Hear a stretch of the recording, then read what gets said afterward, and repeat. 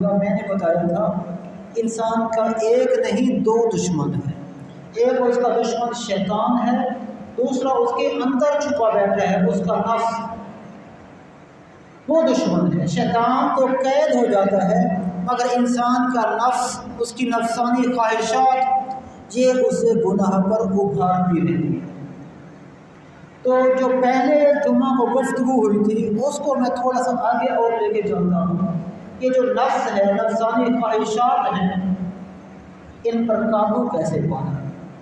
اچھا ایک اور چیز سمجھ لیں، خواہشات بری نہیں،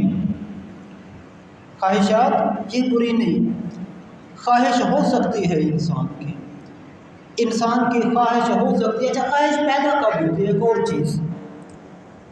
خواہشات بری تو نہیں مگر یہ پیدا کیسے ہوتی ہیں، کب پیدا ہوتی ہے خواہشات؟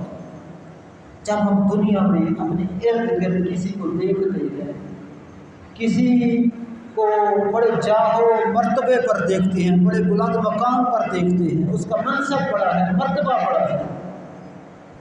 تو ہمارے اندر خواہش پیدا ہوتی ہے کہ مقام یہ مرتبہ ہمیں بھی لے جائے۔ کسی کے بچوں کو بہت ذہین اور محنتی دیکھتے ہیں، خواہش پیدا ہوتی ہے ہمارے بچے بھی ایسے ذہین اور محنتی ہو جائیں۔ کسی کی نئی بڑی کار دیکھتے ہیں، خواہش پیدا ہوتی ہے ایسی کار ہمارے پاس بھی ہونی چاہیے۔ کسی کا بڑا گھر دیکھتے ہیں، خواہش پیدا ہوتی ہے کہ یہ بڑا گھر ہمارے پاس بھی ہونا چاہیے۔ خواہشات کا پیدا ہونا اس پر کوئی گناہ نہیں۔ گناہ کب ہوتا ہے؟ نفس کب بگڑتا ہے؟ گناہ کب ہوتا ہے یہ بھی بات میں، نفس بگڑتا کب ہے یہ بات۔ خواہش پیدا ہوئی مگر دل نے کہا نہیں، میں اللہ کی تقسیم سے راضی ہوں۔ حضرت علی رضی اللہ تعالیٰ عنہ کا ایک بڑا مشہور شعر ہے،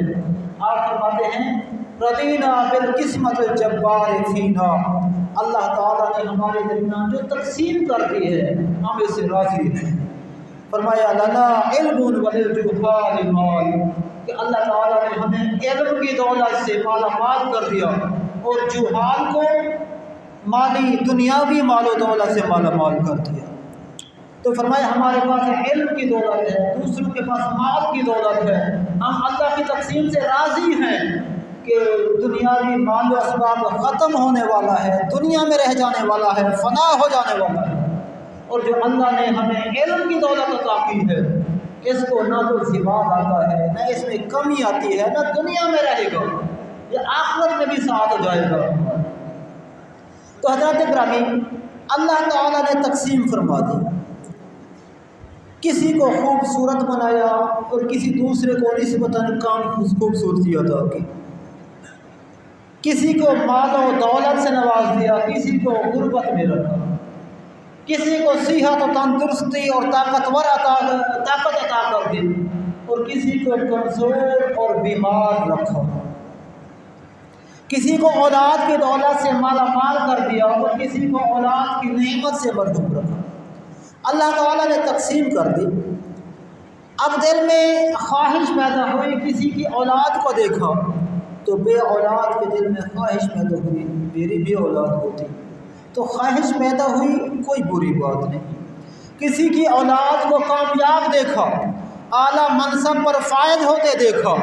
دل میں خواہش پیدا ہوئی کہ میری اولاد بھی ایسے ہی اعلیٰ منصب پر فائز ہو جاتی، کامیاب ہو جاتی، خواہش پیدا ہوئی، کوئی بری بات نہیں۔ کسی کو مال و دولت و اضافہ ہوتے دیکھا تو دل میں خواہش پیدا ہوئی کہ میرے مال و دولت میں بھی ایسے ہی اضافہ ہوتا، خواہش پیدا ہوئی، کوئی بری بات نہیں۔ اب بگاڑ کب پیدا ہوگا؟ اب دل کہے گا، دل کہتا ہے کہ میں اللہ کی تقسیم سے راضی، اللہ نے اسے کثیر اولاد دے دی، میرے دل میں خواہش پیدا ہو رہی ہے میری بھی اولاد ہوتی، لیکن اللہ نے نہیں دی، یا اللہ میں راضی۔ خواہش پیدا ہوئی مگر خواہش غالب نہیں آئی، اللہ کی رضا غالب رہی۔ خواہش پیدا ہوئی کہ میرا بیٹا بڑے منصب پر فائز ہوتا، مگر میں اللہ کی تقسیم سے راضی ہوں، اللہ نے جس حال میں رکھا کہ اللہ میں راضی ہوں۔ خواہش پیدا ہوئی مگر غالب نہیں آئی، غالب اللہ کی رضا رہی، اللہ کی خوشنودی رہی، اللہ کی تقسیم غالب رہی، بندہ کامیاب ہوا، ناکام نہیں ہوگا، کامیاب ہے یہ شخص۔ مگر جب خواہش غالب آ گئی، خواہش پیدا ہوئی، پیدا ہونے کے بعد غالب آ گئی، اس کو فلاں کو مقام و منصب و مرتبہ مل گیا، مجھے بھی ایسا ہی منصب اور مرتبہ اور مقام چاہیے۔ اب خواہش غالب آ گئی، نہیں مجھے چاہیے، جیسے بھی ہو میں نے لینا ہے، چاہے ظلم کرنا پڑے، چاہے گناہ میں مبتلا ہونا پڑے، چاہے کسی کا حق مارنا پڑے، رشوت دینی پڑے۔ دوسرے کا بچہ ہے، وہ حقدار ہے ایک منصب کا، اس نے محنت کی ہے، اس منصب کا حقدار ہے۔ میرے دل میں خواہش پیدا ہوئی، یہ منصب میرے بیٹے کے پاس ہونا چاہیے، اس منصب، پھر یہ خواہش غالب آ گئی، خواہش غالب آ گئی، میری روح، میری عقل، میری دل مغلوب ہو گیا۔ اس خواہش کی تکمیل کے لیے میں نے ہر طریقہ استعمال کیا، میں نے سفارش بھی کرائی، میں نے رشوت بھی دی،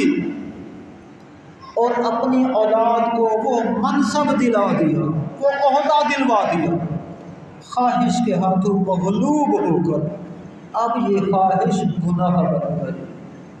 اب یہ خواہش سرکشی بن گئی، اب یہ خواہش ظلم بن گئی۔ تو خواہشات یہ بذات خود بری نہیں، خواہشات پیدا ہوتی ہے،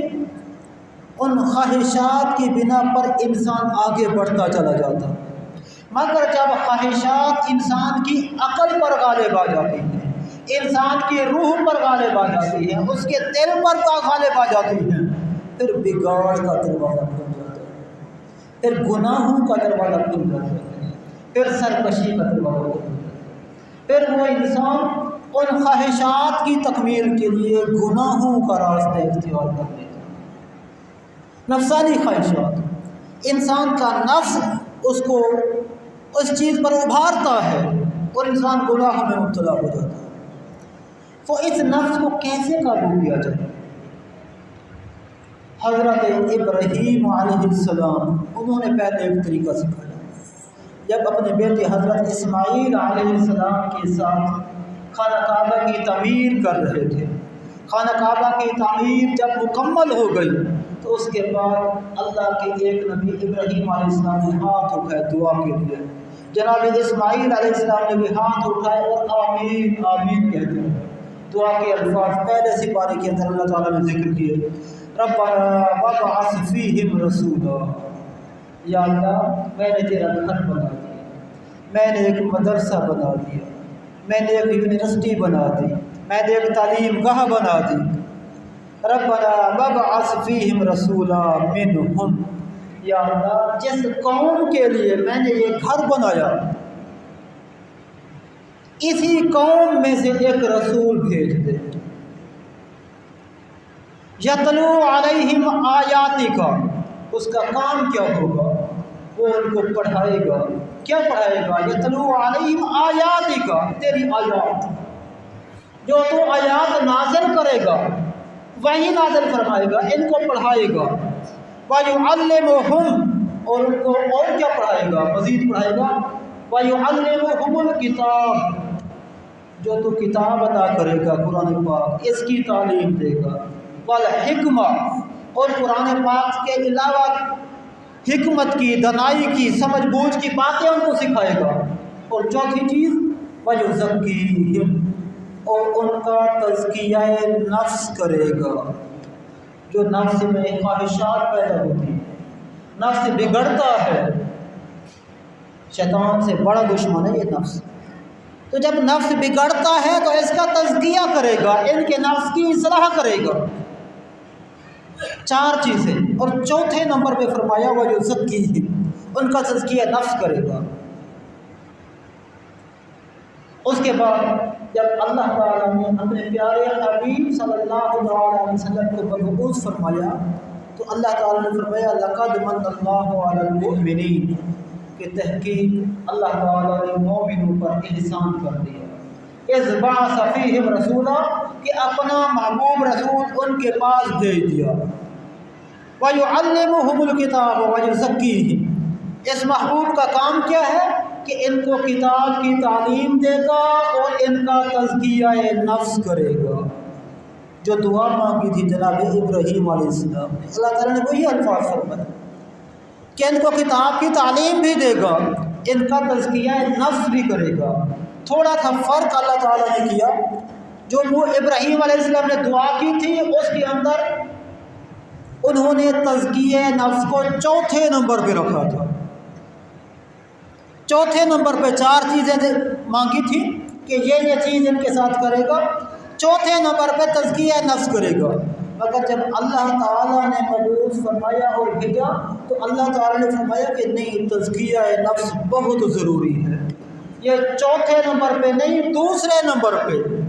کہ ان کو قرآن پاک کی تعلیم دے گا اور اس کے بعد جو سب سے پہلا کام ہے وہ ان کا تزکیہ نفس کرے گا۔ نفس کا تزکیہ ہوگا، نفس کی صفائی ہوگی تو پھر باقی اعمال سیدھے رہیں گے۔ نبی پاک صلی اللہ تعالیٰ علیہ وسلم نے فرمایا ہے، میرے صحابہ، انسانی جسم کے اندر خون اور گوشت کا ایک چھوٹا سا لوتھڑا ہے، جب تک وہ درست رہتا ہے، صحیح کام کرتا ہے تو پورا جسم صحیح رہتا ہے، انسان کے سارے معاملات درست رہتے ہیں۔ جب وہ خون کا اور گوشت کا لوتھڑا بگڑتا ہے، درست کام نہیں کرتا، تو انسان کے سارے معاملات اور اس کے اعمال میں بگاڑ پیدا ہو جاتا ہے۔ فرمایا الا ہی القلب، سن لو، وہ گوشت کا لوتھڑا وہ انسانی دل ہے۔ جب تک دل مضبوط رہتا ہے، قائم رہتا ہے، اللہ کی اطاعت اور فرما برداری میں لگا رہتا ہے، انسان کے سارے معاملات درست رہتے ہیں۔ اور جب اس دل میں بگاڑ پیدا ہو جاتے ہیں، دل میں خواہشات پیدا ہو جاتی ہیں، دل مغلوب ہو جاتا ہے،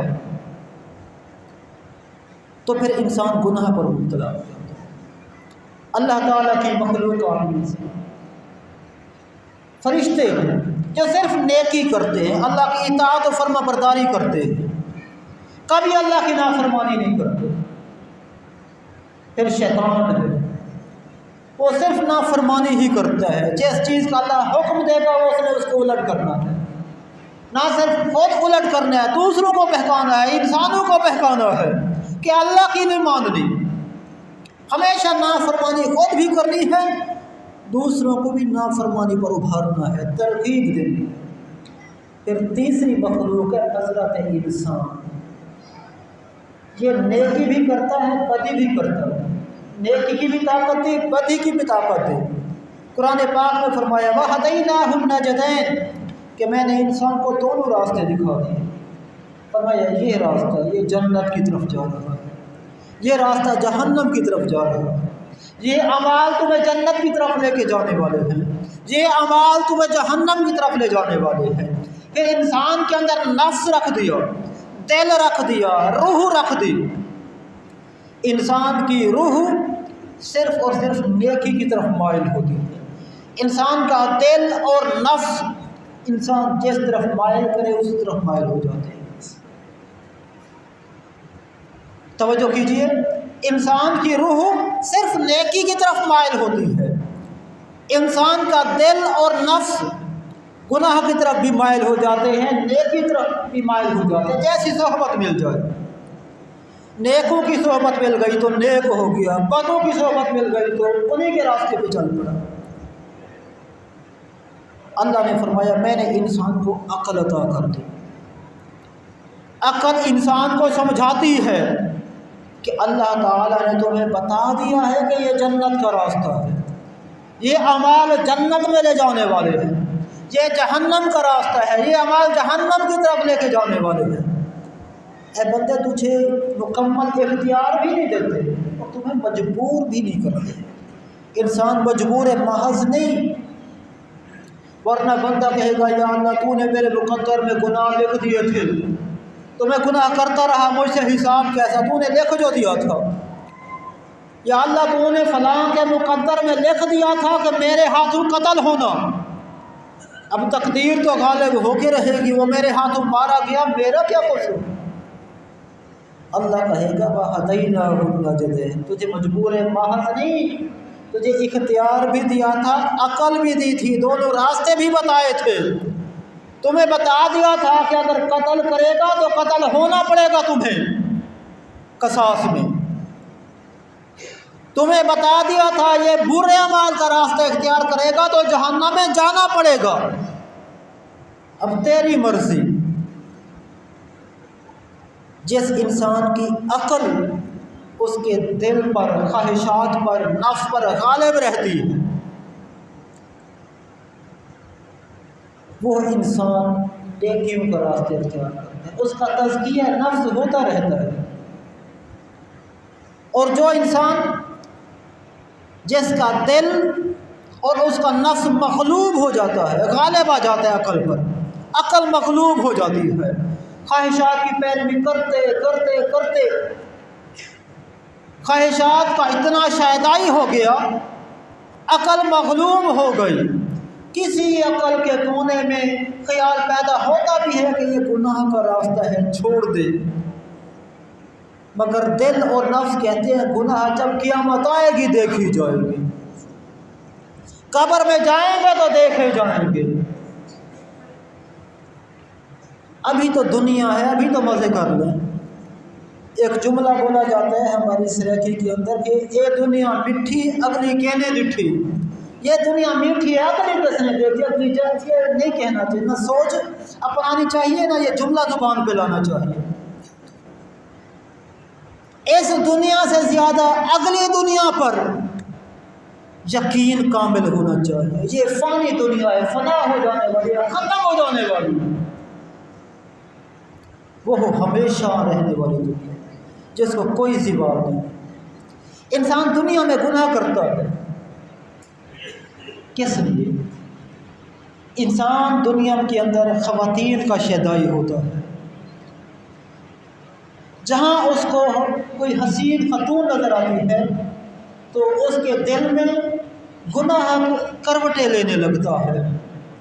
اللہ تعالیٰ نے فرمایا اے بندے یہ زوال پذیر دنیا ہے، ختم ہو جانے والی دنیا ہے، تو اپنے نفس کا محاسبہ کرتا رہے، اپنا تزکیہ نفس کر لے، قیامت کے بعد جنت میں تیرے لیے دنیاوی خواتین سے زیادہ حسین و جمیل حوریں موجود ہیں۔ انسان دنیا میں گناہوں میں مبتلا ہو جاتا ہے، کس لیے؟ کہ میں بڑا گھر بنا لوں، بڑا بنگلہ بنا لوں، علاقے میں سب سے بڑا محل میرا ہو۔ اس خواہش کی تکمیل کے لیے انسان نفس کے ہاتھوں مغلوب ہو کر گناہوں میں مبتلا ہو جاتا ہے۔ اللہ نے فرمایا اے انسان تو اپنا تزکیہ نفس کر لے، اپنے نفس کو قابو میں کر لے، نفس کی نہ مان، تم میری مان، تو پھر کیا کروں گا؟ فرمایا جنت میں تیرے لیے ایسے محل بناؤں گا جو دنیا کے کسی آنکھ نے نہ دیکھے ہوں گے، نہ سوچے ہوں گے، نہ کبھی گمان آیا ہوگا۔ فرمایا جنت میں ایک شخص کے لیے ایسا گھر اللہ بنائے گا کہ اس گھر کے صحن میں ایک درخت ہوگا کہ اس درخت کی شاخیں اتنی پھیلی ہوں گی کہ ایک گھوڑا 500 سال تک درخت کے نیچے دوڑتا رہے گا اور درخت کی شاخوں کا پھیلاؤ ختم نہیں ہوگا۔ جن چیزوں کے لیے انسان دنیا کے اندر رہتے ہوئے گناہوں میں مبتلا ہو جاتا ہے، تو اللہ تعالیٰ بتا رہا ہے کہ یہ جو دنیا کے تمہارے محلات ہیں، جنت کے محلات کے سامنے یہ کھنڈرات ہیں۔ پھر فرمایا تم دنیا میں جو چیز تمہیں پسند ہے، جن کی وجہ سے دنیا کی طرف تمہارا لگاؤ ہوتا ہے، تم کہتے ہو میرے پاس بڑے بڑے باغات ہوں، کھیت کھلیان ہوں، لہلہاتے کھیت تمہارے دل کو لبھاتے ہیں، تمہارے دل کو پسند آتے ہیں، تم لوگوں کی زمینوں پر قبضے کرتے ہو۔ فرمایا تم اپنے نفس کا محاسبہ کر لو، تم تزکیہ نفس کر لو، تم میری اتباع کر لو، میری فرما برداری کر لو، تمہارے لیے جنت میں ایسے باغات ہوں گے کہ جن کے میوے تم نے کبھی چکھے نہیں ہوں گے، ایسے تمہارے لیے باغات ہوں گے۔ ہمارے باغات میں گندے پانی کی نہریں بہتی ہیں، ان باغات میں دودھ اور شہد کی نہریں بہتی ہیں۔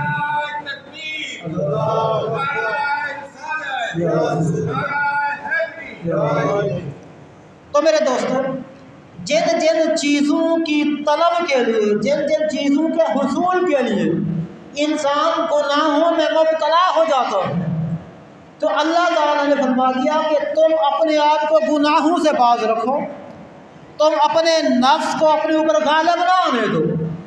نفس کی مخالفت کرتے رہو، اپنے نفس کو روندتے رہو، مارتے رہو نفس کو۔ تو ان چیزوں سے کئی ہزار گنا اعلیٰ چیزیں، چاہے وہ محلات ہوں، چاہے وہ باغات ہوں، چاہے وہ حوریں ہوں، چاہے وہ غلمان ہوں، چاہے وہ جنتی پھل ہوں، جنتی لباس ہو، جنتی سواریاں ہوں، یہاں ہماری گاڑیاں ہوتی ہیں، راستے میں بند ہو جاتی ہیں، دیکھتے ہیں کس کو کہیں دھکا لگا، وہاں ہمارے پاس جنت میں سفر کرنے کے لیے تخت ہوں گے، تخت پر بیٹھے ہوں گے، بڑے بہترین خوبصورت تخت، سونے جواہرات کے بنے ہوئے تخت، جہاں کہیں گے ہمیں لے کے جائیں گے، پلک جھپکنے میں پہنچا دیں گے ہم۔ تو جن چیزوں کے حصول کے لیے انسان نفس کے ہاتھوں مغلوب ہو کر جانوروں کی صفت میں شامل ہو جاتا ہے، فرمایا اولئک کالانعام بل هم اضل، کہ جانور اگر جانور ہے تو اس کو اللہ نے عقل عطا نہیں کی،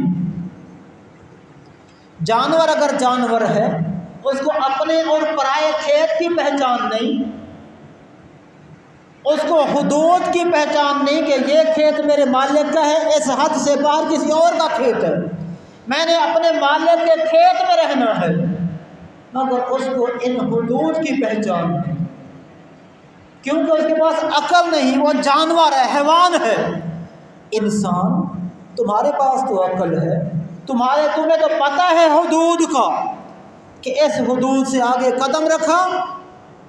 تو گناہوں کی دلدل میں جا کے گروں گا، یہ حدود میرے لیے نہیں، یہ چیزیں میرے لیے حلال نہیں، اس سے زیادہ اچھی چیزیں اللہ تعالیٰ نے میرے لیے جنت میں تیار کر کے رکھی ہے، میری حدود یہاں تک ہے، یہ چیز میرے لیے جائز ہے، اس سے آگے قدم بڑھاؤں گا تو میرے لیے حرام ہے۔ مگر اے انسان، تو پھر بھی حدود کو پھلانگ گیا، تو نے حرام چیزوں میں جا کے منہ مارا، جن سے تمہیں منع کیا گیا تھا وہ تو نے کام کیے،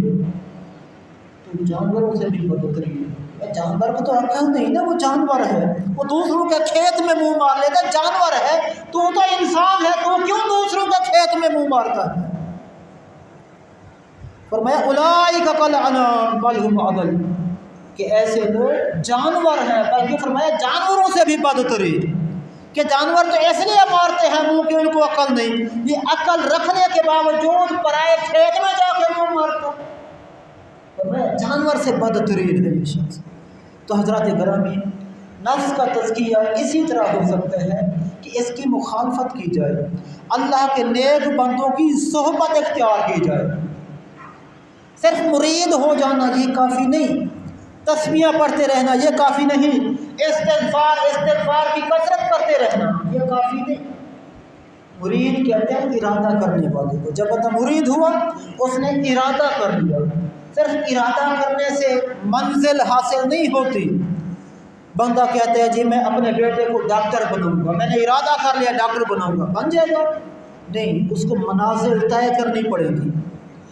اسی طرح آخرت میں کامیابی حاصل کرنے کے لیے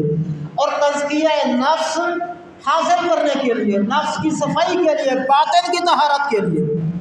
کسی کامل کا ارادت مند ہونا، اس کی صحبت اختیار کرنا۔ اور پھر کسی کامل کا جب مرید ہوتے ہیں تو اس کا مطلب ہے کہ مرید کا مطلب ہے ارادہ کرنے والا، ہم نے ارادہ کیا کہ اس کامل کے ہاتھ میں ہاتھ دیا،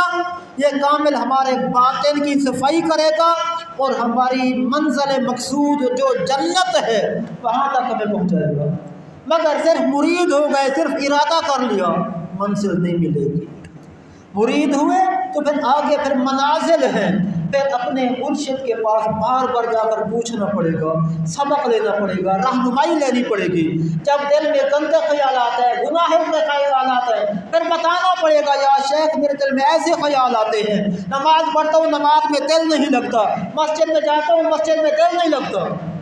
پھر اگر مرشد کامل ہے تو وہ نظر کرم کرے گا، وہ دعا بھی کرے گا، وہ تسبیح بھی بتائے گا، وہ وظیفہ بھی کرے گا، وہ دل میں